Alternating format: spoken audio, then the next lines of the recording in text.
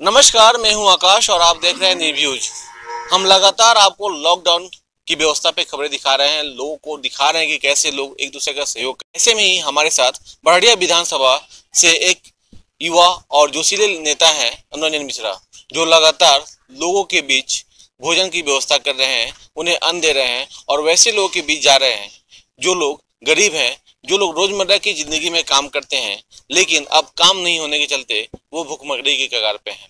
ऐसे में इनका ये फर्ज बन गया है कि वो उन्हें भूखे ना सोने दें, उनके घर में रोज चूल्हा जले, उनके परिवार वाले खाएं।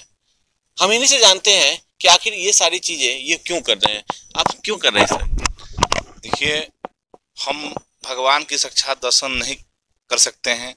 हम महसूस करते हैं कि ईश्वर हैं पूजा पाठ के पद्धति के माध्यम से, लेकिन आज जो कोरोना नामक वायरस पूरे विश्व को प्रभावित किया है, इससे अपना देश भी प्रभावित है, यह राज्य भी प्रभावित है, जिला भी प्रभावित है और मेरा ब्लॉक भी प्रभावित है। और वैसी स्थिति में इन गरीबों को हम अन्न देकर मुझे लगता है कि मैंने साक्षात ईश्वर का दर्शन कर लिया है। यह जो आज मजदूर हैं, जो गरीब हैं, विधवा हैं, विकलांग हैं, जो जरूरतमंद हैं, जो इस लॉकडाउन में मुसीबत की घड़ी में है, वैसे लोगों को जब हम अन्न देते हैं तो उनके चेहरे जब खिलते हैं, जब परिवार के अंदर चमक आती है, उन बच्चों के बीच में जब खुशी होती है, तो मुझे लगता है कि मैंने साक्षात ईश्वर का दर्शन कर लिया है। और इसलिए मैं नर सेवा ही नारायण सेवा है, इसके लिए मैं काम करता हूँ। बिल्कुल, नर सेवा नारायण सेवा है और इसके लिए ये लगातार लोगों के बीच जा रहे हैं। एक सबसे बड़ी बात ये है कि एक ऐसी व्यवस्था है और ऐसी परिस्थिति आ गई है कि ऐसा भारत में कभी नहीं आया था, लेकिन अब हर लोग को सामने आना चाहिए। ऐसे में लॉकडाउन को रिलेटेड और क्या क्या लोगों को बरतनी चाहिए, किन किन बातों का ध्यान रखना चाहिए? देखिए, यह वायरस जो है संक्रमण की बीमारी है, छुआछूत की बीमारी है, एक दूसरे से फैलता है। और माननीय प्रधानमंत्री नरेंद्र मोदी जी ने सही समय पर फैसला ले लिया। भारत को बहुत नहीं छुआ है, हम लॉकडाउन सही समय पर हो गया और हम सभी भारतवासी उनकी अपील को माने और सरकार के आदेश को माने। सभी लोग घरों में हैं और जिसकी वजह से हमारे यहाँ बहुत कम पाँव पसार रहा है।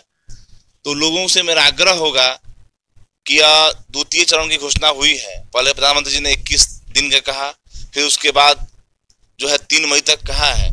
तो आप लोगों से मेरा आग्रह है कि आप निश्चित रूप से प्रधानमंत्री जी के बातों को माने, सरकार के आदेश को माने और घरों में रहें। जब घर में रहेंगे तो यह संक्रमण नहीं फैलेगा और यह कोरोना अपने आप से भाग जाएगा और हम सुरक्षित रहेंगे, तभी हम स्वस्थ रहेंगे। एक बात और जानना चाहते हैं कि जो आप काम कर रहे हैं लगातार लोग उससे लाभान्वित हो रहे हैं, लोग की परेशानियां भी खत्म हो रही है, लेकिन इसको राजनीति के रूप में लोग बहुत सारे लोग देख रहे हैं, कटाक्ष भी करते हैं, बहुत सारी बातें आती हैं। ऐसे में क्या लगता है कि ये नहीं करना चाहिए या फिर उन लोगों को प्रेरित करना चाहिए? देखिए, राजनीतिक का समय नहीं है।